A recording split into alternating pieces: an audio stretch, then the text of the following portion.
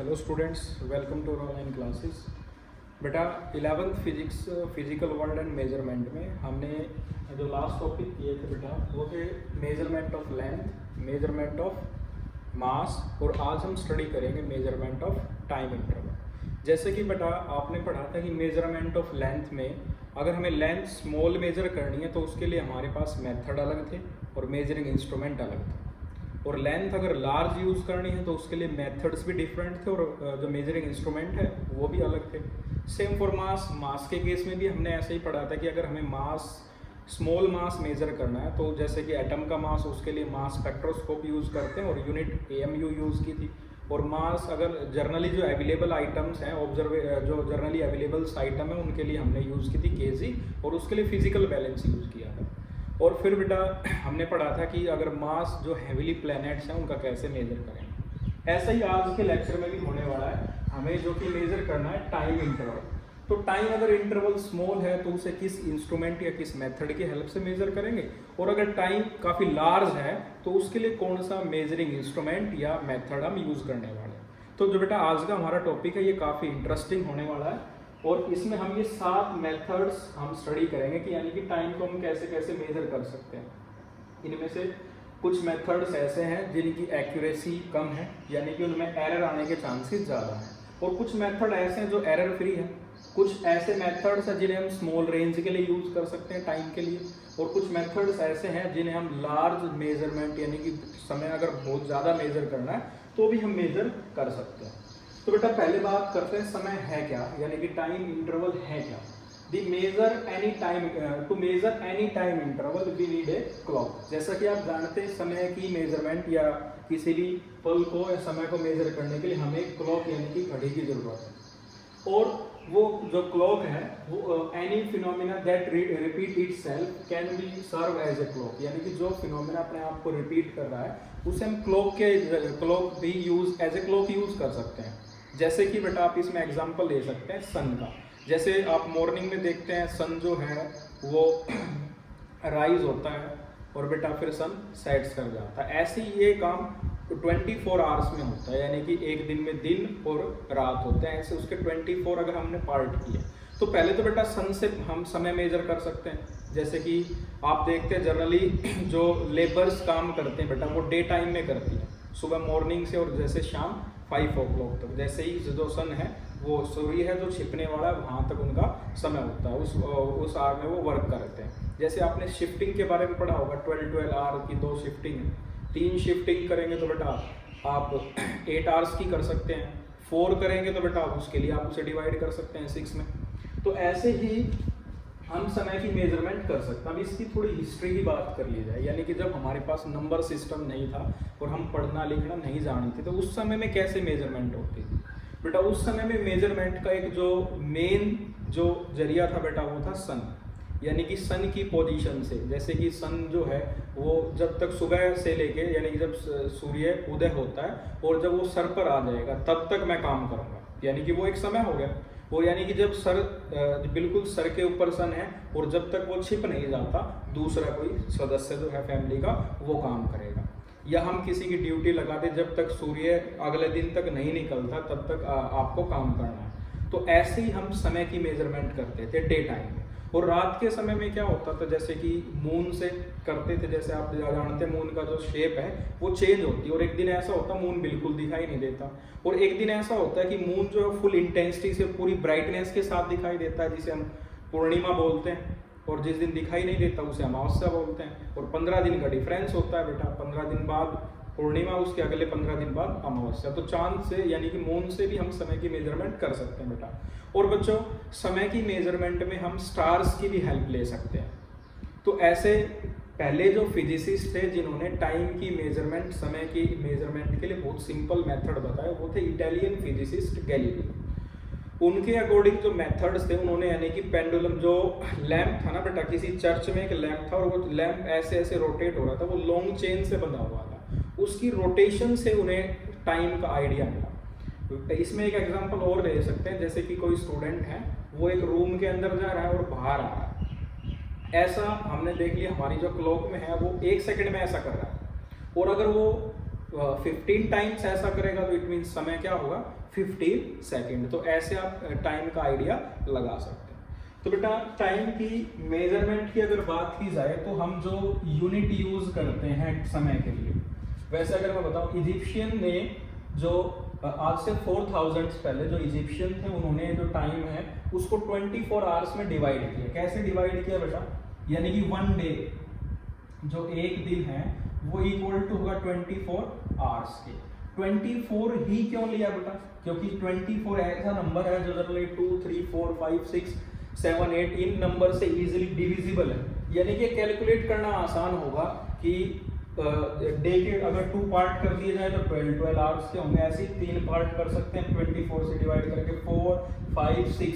तो 24 एक ऐसा नंबर है जिसे हम पार्ट्स कर सकते हैं, यानी कि पूरे डे के हमने 24 पार्ट्स किए और each part equal to 1 hour.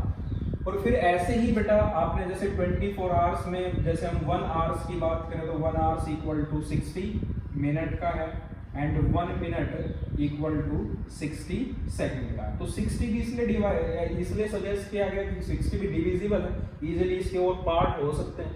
और अगर छोटी यूनिट की बात की जाए तो micro second, nano second, shake etcetera, ये समय की टाइम की और स्मॉल यूनिट है। बट अगर 24 आवर यानी कि 1 डे को सिलेक्ट करते हैं, यानी कि सनराइज होता है और नेक्स्ट डे फिर सनराइज हो, तब तक होता है 1 डे, ये बहुत ज्यादा समय होगा। यानी कि अगर 1 डे के अकॉर्डिंग हम ऐसी क्लॉक बनाते हैं, कोई 1 डे में वो यहाँ से उसका जो नीडल है वो यहाँ तक मूव करते हैं, तो हमें बहुत समय वेट करना पड़ेगा, काफी अगले दिन देखना ये रोटेशन होगा बेटा। तो इसलिए डे यानी कि उसके हमें सब पार्ट करने पड़ेंगे। यानी कि अगर हम शिफ्ट की बात करें, यानी कि 2 पर्सन है वो एक शिफ्ट में काम करेगा, डे शिफ्ट में, दूसरा नाइट शिफ्ट में, तो 2 से डिवाइड कर देंगे, 12 आवर की 1 शिफ्ट है। ऐसे ही अगर 3 हमें वर्कर चाहिए जो 24 आवर काम करेंगे, इन 24 में से ये 3 वर्कर हैं जो अपने अपने टाइम में पार्ट करेंगे, तो 8 आवर्स में, इसलिए डिवाइड किया गया इसे। और जो आवर्स है वो भी काफी बड़ी यूनिट थी, तो उसका भी जो हमने पार्ट किया वो मिनट में किया, यानी कि 1 आवर जो होगा वो 60 मिनट्स में होगा। यानी कि यहाँ से यहाँ अगर मैं 12 लिख रहा हूँ और ये 1 आवर है, तो इसके लिए नीडल को जो मिनट्स वाली नीडल है उसका पूरा रोटेशन करना होगा। जैसे वो ये दोबारा यहाँ होगी तब हमारी आर वाली जो नीडल है वो यहाँ शिफ्ट हो जाएगी। बट जनरली देखा क्या गया बेटा कि जो सेकंड जो यूनिट है हमारी वो ज़्यादा रिलायबल है। जितनी भी केमिकल रिएक्शन की हम बात कर ले बेटा, वहाँ जो टाइम इंटरवल है वो सेकंड की फॉर्म में लिया जाता है। या आप किसी जो रनिंग ट्रैक की बात करें, जब हम रन करते हैं तो सेकंड में मेजरमेंट होती है। व्हीकल्स की स्पीड की बात करें तो बेटा वो भी सेकंड में मेजर करते हैं, कुछ जगह आवर्स में भी यूज किया जाता है। तो सेकंड को यूज करना ज़्यादा सिंपल था बेटा, इसलिए इसको टाइम की स्टैंडर्ड यूनिट मेजर किया गया। यानी कि जो 1 सेकंड है, 1 second is a standard unit of time. और मैं आपको बता दूं बेटा, time is a fundamental physical quantity having unit second and time period dimension formula T1, ये डायमेंशन फार्मूला होगा उसका। अब बात करते हैं 1 सेकंड। अब 1 सेकंड को रिप्रेजेंट कैसे करें कि 1 सेकंड कितना समय होगा जो 1 सेकंड के इक्वल होगा। इसे हम इशारों में नहीं समझा सकते कि जैसे मैं अभी शांत हूँ और मैं फिर बोलने लग जाऊँ ये समय 1 सेकंड है, तो हमें ऐसे नहीं बता सकते बेटा। उसे हमें मैथमेटिकली लिखना होगा कि 1 सेकंड इज इक्वल टू क्या होगा बेटा, तो उसके लिए हमें उसे मैथमेटिकली लिखना पड़ेगा। तो हमारे पास 1 सेकंड की डेफिनेशन है, और 1 सेकंड की जो डेफिनेशन है वो है 1 second is the duration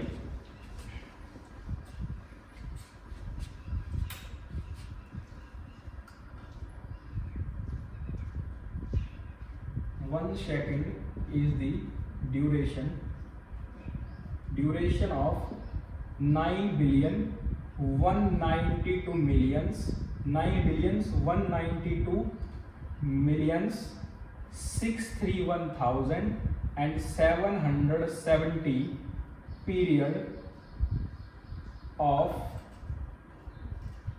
radiation corresponding to the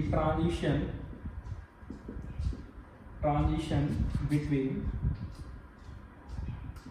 the two hyperfine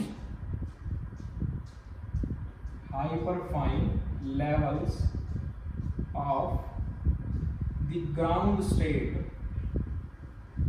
ground state of the cesium 133 atom, cesium 133 atom. ऐसे 1 सेकंड को रिप्रेजेंट किया है। सीजियम हमारे पीरियोडिक टेबल में एक एलिमेंट है जो है 55CS133। अब बात करते हैं सीजियम ही क्यों लिया, इसी पर बेस्ड ये एटॉमिक क्लॉक है बेटा। और मैं आपको बता दूं कि caesium clock is the most accurate clock in the world. क्यों है ऐसा? क्योंकि 1 सेकंड का जो डिफरेंस आता है सीजियम क्लॉक में वो आता है 1.4 मिलियंस ईयर्स में, यानी कि 1.4 मिलियंस ईयर में जो एक्यूरेसी है इसकी 1 सेकंड की है। 1 सेकंड या तो प्लस होगा या माइनस होगा, इतनी ज्यादा एक्यूरेट है ये सीजियम क्लॉक। तो आपसे पूछा जाए name the most accurate clock in the world, तो आंसर होगा सीजियम क्लॉक। कारण क्या है बेटा कि हमारे पास कोई भी एटम है, मैं एटॉमिक क्लॉक की बात कर रहा हूँ यहाँ फिलहाल, मैं 1 बाय 1 सारे मेथड्स भी बताऊंगा बेटा आपको। कोई भी एटम्स है बेटा उसमें सेंटर में प्रोटॉन है, और जो होगा क्या कि जब एनर्जी मिलेगी तो इलेक्ट्रॉन जो है एक्साइटेड होंगे, और एक्साइटेड होंगे तो एनर्जी रेडिएट करेंगे और किसी ना किसी स्पीड में वो मूव करेंगे। हो सकता है ऐसे मूव करें या ऐसे मूव करें। तो जो रेडिएशन होगी, जो इलेक्ट्रोमैग्नेटिक रेडिएशन यानी कि वेव बनेगी, जिसकी energy equal to H nu होती है, H Planck's constant, nu frequency है उस रेडिएशन की। वो सीजियम 133 इसलिए सिलेक्ट किया क्योंकि ये आइसोटोप ज्यादा स्टेबल है, और जो इसकी जो वाइब्रेशन थी यानी कि जो इलेक्ट्रोमैग्नेटिक रेडिएशन ये एमिट कर रहा था, 1 second is the duration of 91926317770, यानी कि 631,770 पीरियड ऑफ रेडिएशन, जो रेडिएशन ये एमिट हो रहे थे, इसकी एक्यूरेसी सबसे ज्यादा थी। सीजियम को अलग अलग जगह पर ले जाकर देखा कि जो एक्यूरेसी थी इस रेडिएशन की वो सबसे ज्यादा थी, इसलिए सीजियम को सिलेक्ट किया है। एक बेटा रूबिडियम को भी सिलेक्ट किया गया है इसमें। रूबिडियम जो है ये इसका एटॉमिक नंबर है 37 और Rb और 86। ये रूबिडियम क्लॉक भी है बेटा। इसकी जो एक्यूरेसी है वो इससे कम है। सीजियम की जो एक्यूरेसी है वो है 2 parts in 10 to power 4 parts, यानी कि 10 to power 14 जो रिवॉल्यूशन होगी उसमें 2 पार्ट्स का एरर है, या तो प्लस आ रहा है या माइनस आ रहा है। और इसमें जो रूबिडियम है इसमें जो एरर है बेटा वो है 1 पार्ट्स इन 10 to power 12। आप देख सकते हैं 10 power 12 में 1 एरर है, यहाँ 10 power 14 में 2 एरर है। तो सीजियम जो है रूबिडियम से ज्यादा एक्यूरेट है। हालांकि सीजियम अलग अलग जगह पे सीजियम क्लॉक की एक्यूरेसी के लिए रूबिडियम का भी यूज किया जाता है चेक करने के लिए। तो 1 सेकंड को ऐसे प्रोटोटाइप बनाकर बेटा उसे ऐसे प्रिस्क्राइब किया गया है कि 1 second is the duration of 9,192,631,770 period of radiation corresponding to the transition between two hyperfine level of ground state of the cesium 133 atom। तो आई होप आपको ये 1 सेकंड की डेफिनेशन क्लियर हो चुकी है। अब बेटा आपको ये मैंने ये भी बताया इससे पहले कि 1 डे को 24 पार्ट्स में डिवाइड किए, 24 आवर्स यानी कि 24 पार्ट्स में डिवाइड किया, फिर आवर को भी उसके सब पार्ट्स में डिवाइड किया। और सेकंड जो है वो हमारे पास क्या है, एक स्टैंडर्ड यूनिट है, और 1 सेकंड की डेफिनेशन ये है कि वो इतने पीरियड ऑफ रेडिएशन के इक्वल होगी बेटा। अब बात करते हैं हम इन मेथड्स की जिनका यूज किया जाता है for the measurement of time interval.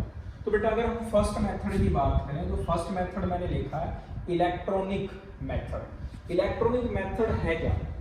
देखो बेटा इलेक्ट्रॉनिक्स मेथड में अगर मैं बात करूं वैक्यूम ट्यूब्स, पुराने समय में जो कंप्यूटर्स होते थे बेटा वो वैक्यूम ट्यूब्स पर काम करते थे, और वैक्यूम ट्यूब्स एक ऐसा इलेक्ट्रॉनिक कंपोनेंट है जो हीट पर काम करता था और उसका साइज काफी बड़ा होता था। इसलिए आज से काफी पहले जो कंप्यूटर बनाए गए थे उनका साइज बहुत बड़ा था, वो पूरे रूम के अंदर इंस्टॉल किए जाते थे बेटा, और उनका प्रोसेसिंग टाइम बहुत ज़्यादा होता था। यानी कि अगर हमें आज ईमेल भेजनी है तो हो सकता है कि आज हम स्टार्ट करेंगे तो कल तक वो कंप्यूटर ऑन हो।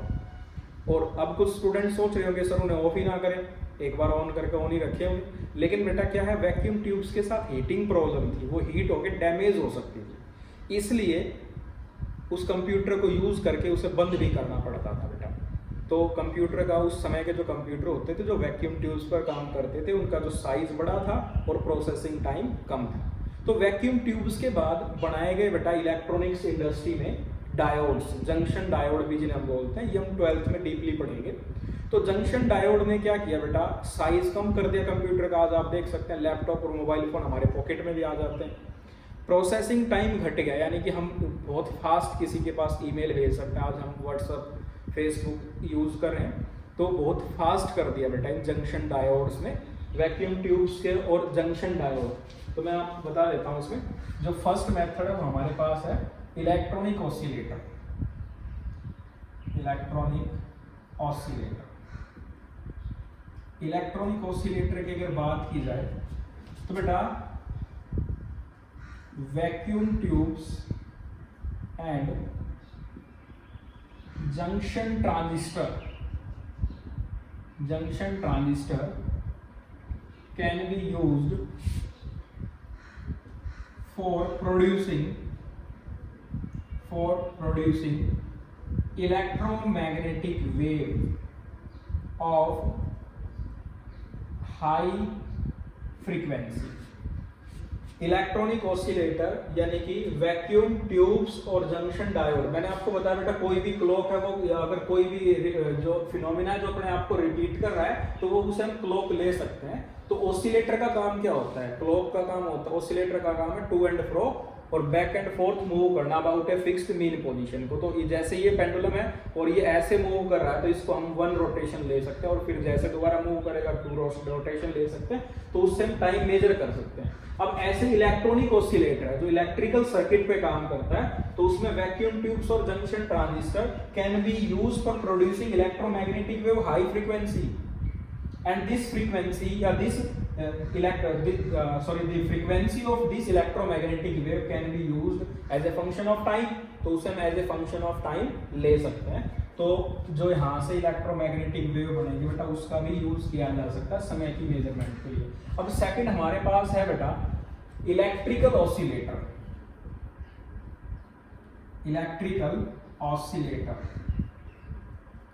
अब ये इलेक्ट्रिकल ऑसिलेटर क्या है? इलेक्ट्रिकल ऑसिलेटर हमारे घरों में जो एसी सप्लाई आती है बेटा, जो करंट या वोल्टेज की सप्लाई हमें मिलती है उसकी 220 वोल्टेज होती है। ये उसकी रूट मीन स्क्वायर वैल्यू है वोल्टेज की, ये भी आप 12th में स्टडी करेंगे।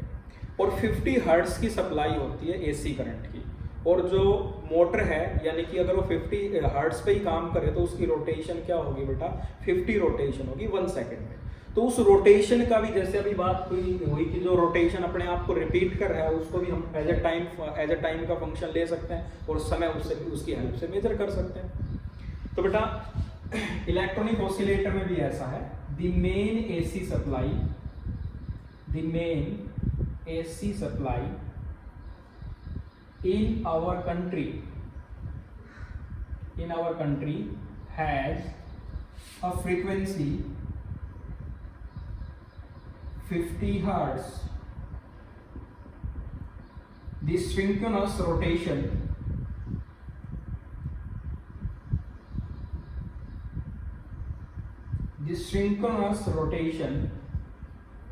of a motor जो AC पर काम करेगी बेटा, the synchronous rotation of motor run on AC can be used to obtain a time scale। But यहाँ प्रॉब्लम क्या है, हो सकता है जो आप इलेक्ट्रॉनिक ऑसिलेटर यूज करें जो वैक्यूम ट्यूब जंक्शन पर काम कर रहा है उसके साथ हीटिंग प्रॉब्लम हो बेटा। और इस मेथड में हो सकता है कि जो वोल्टेज अगर वो फ्लक्चुएट कर रही है तो इलेक्ट्रॉनिक ऑसिलेटर के अंदर जो टाइम की मेजरमेंट में एरर आ सकता है। कई बार हम देखते हैं कि लोड बढ़ने से जो वोल्टेज है उसकी सप्लाई घट जाती है, इसलिए हम एसी के साथ स्टेबलाइजर यूज करते हैं, आपको अच्छे से पता है बेटा। तो यहाँ इसमें भी एरर के चांसेस है, तो इसमें भी एरर आ सकता है। अब जो हमारे पास थर्ड जो सिस्टम है दैट इज सोलर क्लॉक।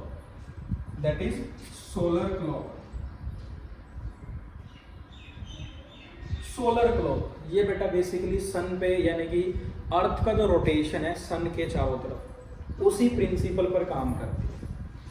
ठीक है बेटा, तो इसकी हेल्प से जैसे हम ईयर जानते हैं 1 ईयर, अगर हम एक मीन ईयर की बात करें, मीन ईयर होता है जो लीप ईयर ना हो, यानी कि 365 डेज का होता है।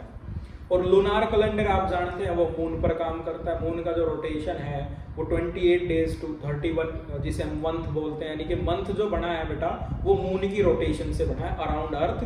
और जो हमने ईयर डिसाइड की है as a unit of time, वो डिसाइड हुई है बेटा अर्थ के रोटेशन से around sun.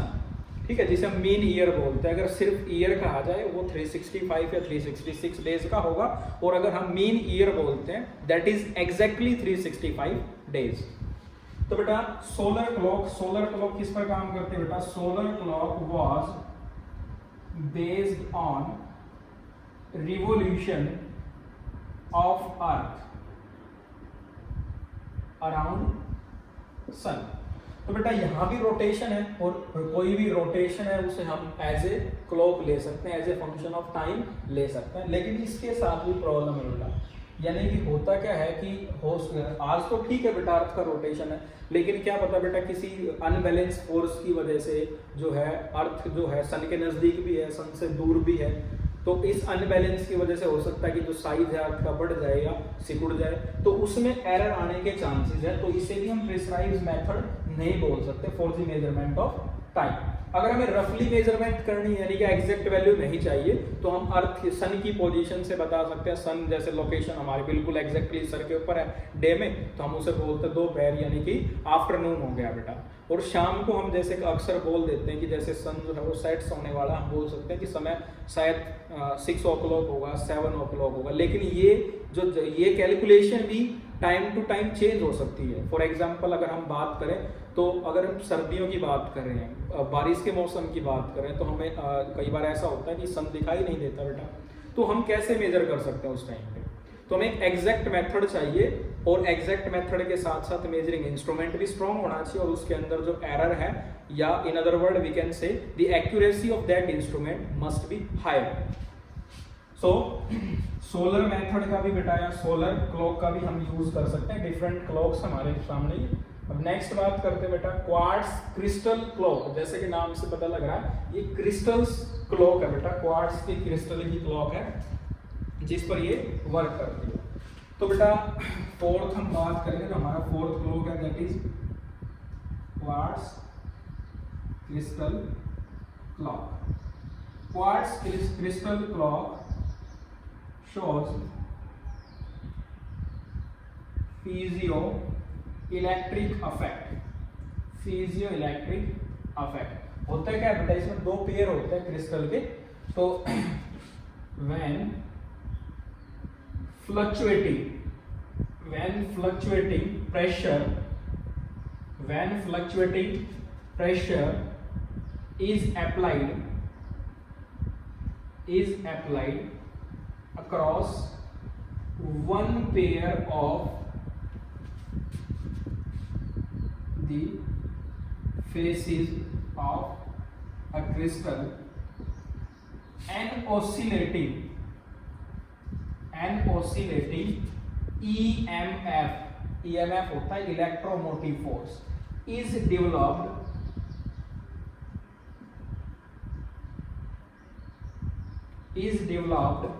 across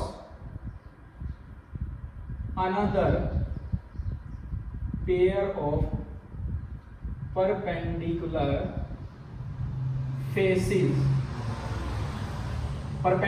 faces and vice versa। oscillation is used for the measurement of time। देखो बेटा क्वार्ट्ज क्रिस्टल क्लॉक जो है ये पीजोइलेक्ट्रिक इफेक्ट पर काम करती है। जब हम फ्लक्चुएटिंग प्रेशर अप्लाई करते हैं किसी एक पेयर ऑफ क्रिस्टल पर, क्वार्ट्ज क्रिस्टल पर, तो होगा क्या? ऑसिलेटिंग ईएमएफ डेवलप होगा जो उसके परपेंडिकुलर क्रिस्टल है उस पर। और अगर हम सेकंड पे प्रेशर लगाते हैं तो उसके जो अपोजिट में है उस पर फिर ये ईएमएफ डेवलप होगा, और जो यहाँ से ईएमएफ की जो ऑसिलेशन होगी उसका हम यूज कर सकते हैं for the measurement of time. अब बेटा ये क्वार्ट्ज जो क्रिस्टल क्लॉक है इसकी एक्यूरेसी कितनी होती है? बेटा इसकी एक्यूरेसी है 1 सेकंड इन 10⁻⁹ सेकंड, यानी कि इसकी एक्यूरेसी 1 सेकंड के 10⁻⁹ सेकंड में, यानी कि समय अगर 10⁻⁹ है, प्लस माइनस लिख लेते हैं इसके साथ, अगर 10⁻⁹ में जो टाइम है वो स्पेंड हुआ है तो एरर जो एक्चुअल टाइम है वो 1 सेकंड प्लस हो सकता है, 1 सेकंड माइनस हो सकता है। तो ये था बेटा क्वार्ट्ज क्रिस्टल क्लॉक। इसके बाद हमारे पास है एटॉमिक क्लॉक, जैसे कि हमने अभी बात की थी इसकी सीजियम का हमने यूज किया। जब इलेक्ट्रॉन एटम से किसी ग्राउंड स्टेट से एक्साइटेड स्टेट में जाता है तो अपनी एनर्जी वाइब्रेशन प्रोड्यूस होती है और रेडिएशन प्रोड्यूस होते हैं, तो उसी रेडिएशन से हमने 1 सेकंड को डिफाइन किया। और एटॉमिक क्लॉक में जैसे कि मैंने आपको बताया सीजियम और रुबिडियम का यूज किया जाता है। सीजियम की एक्यूरेसी रुबिडियम से ज्यादा है, हालांकि अलग अलग सीजियम क्लॉक को जो सिंक्रोनाइज करने के लिए हम रुबिडियम क्लॉक का भी यूज करते हैं, ऐसा मैंने एटॉमिक क्लॉक में बताया। अब डीके ऑफ एलिमेंट्री पार्टिकल, जो डीके ऑफ एलिमेंट्री पार्टिकल्स हैं वो क्या है बेटा, यहां मैं बता देता हूं इसको रफ करके। नेक्स्ट है बेटा decay of elementary particles. Elementary particles का जो डीके, पहले मैं बता देता हूं बेटा, ये बहुत कम टाइम इंटरवल की मेजरमेंट में यूज किया जाता है, नियरली 10⁻⁸ सेकंड टू 10⁻⁻24 सेकंड। आप इसमें ऐसा लिख सकते हैं कि 10⁻16 सेकंड टू 10⁻24 सेकंड, इतनी कम अगर हमें टाइम की मेजरमेंट करनी है तो डीके ऑफ एलिमेंट्री पार्टिकल्स हम यूज करेंगे। तो क्या है बेटा ये decay of elementary particle? Using photographic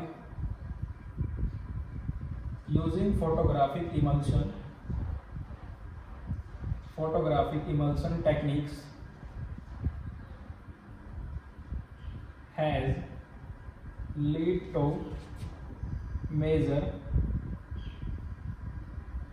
the time ranging from 10⁻16 second to 10⁻24 second। ये बेटा डीके ऑफ एलिमेंट्री पार्टिकल है। फोटोग्राफिक इमल्शन टेक्निक्स का यूज करके हम इतने कम रेंज वाले टाइम के इंटरवल को मेजर कर सकते हैं। अब जो नेक्स्ट हमारे पास मेथड है वो है रेडियो एक्टिव डेटिंग। आपने अक्सर सुना होगा कि फॉसिल फ्यूल की जो लाइफ है वो कैसे मेजर करते हैं, जैसे कि 10th क्लास में आपने फॉसिल फ्यूल पढ़े हैं, सोर्सेज ऑफ एनर्जी एक चैप्टर है फिजिक्स में। फॉसिल फ्यूल या अर्थ की एज का कैसे पता लगाते हैं, या कोई ट्री है, कोई बेटा कोई पहाड़ है, उसकी एज का हम कैसे पता लगाते हैं, तो उसके लिए हम यूज करते हैं रेडियो एक्टिव डेटिंग। तो radioactive dating techniques are used for measuring long time interval ranging 10⁻7 second, 10⁻17 sorry, इतने ज्यादा समय की अगर मेजरमेंट करनी है तो हमें रेडियो एक्टिव डेटिंग का यूज करना पड़ेगा। होता क्या, जैसे मैं इसमें एक एग्जांपल बताता हूं बेटा, n = n0 1/2 whole power T/T²। ये मैंने एक इक्वेशन लिखी है, इसमें n है number of radio active atoms that left after t time, यानी कि कोई एक रेडियो एक्टिव सैंपल है, उस सैंपल में टोटल नंबर ऑफ एटम्स है n0, it may be 1000 billions millions etcetera, ऐसे नंबर ऑफ एटम्स है। और उस सब्सटेंस की जो हाफ, ये t½ मैंने लिखा है ना बेटा, ये जो t½ ये है हाफ लाइफ। जैसे कि हमें पता लग जाए हाफ लाइफ ऑफ रेडॉन क्या है, और जो सैंपल के अंदर एटम्स हैं इनिशियली वो n0 है, और ये n एटम्स वो एटम है जो सैंपल में बचे आफ्टर टाइम t। अगर आपको ये t½ गिवन है, n0 गिवन है, n गिवन है, तो आप t कैलकुलेट कर सकते हैं। तो इस तरह के फॉर्मूले से का यूज हम रेडियो एक्टिव डेटिंग में करते हैं और इसका यूज किया जाता है for the measurement of very large length. तो बेटा ये कुछ टेक्निक्स या कुछ क्लॉक्स हमने पढ़ी जिसका यूज किया जाता है टाइम इंटरवल को मेजर करने में। ये टाइम इंटरवल स्मॉल भी हो सकता है और टाइम इंटरवल लार्ज भी हो सकता है। और आज हमने पढ़ा कि जो सबसे ज्यादा एक्यूरेसी है वो एटॉमिक क्लॉक में सीजियम क्लॉक की होती है। तो बेटा नेक्स्ट क्लास में हम थोड़ा सा और फिजिकल वर्ल्ड एंड मेजरमेंट के बारे में पढ़ेंगे और उससे नेक्स्ट लेक्चर में हम स्टार्ट करेंगे हमारी सेकंड यूनिट जो कि है काइनेमेटिक्स। तो मिलते हैं बेटा नेक्स्ट लेक्चर में। Thanks for watching.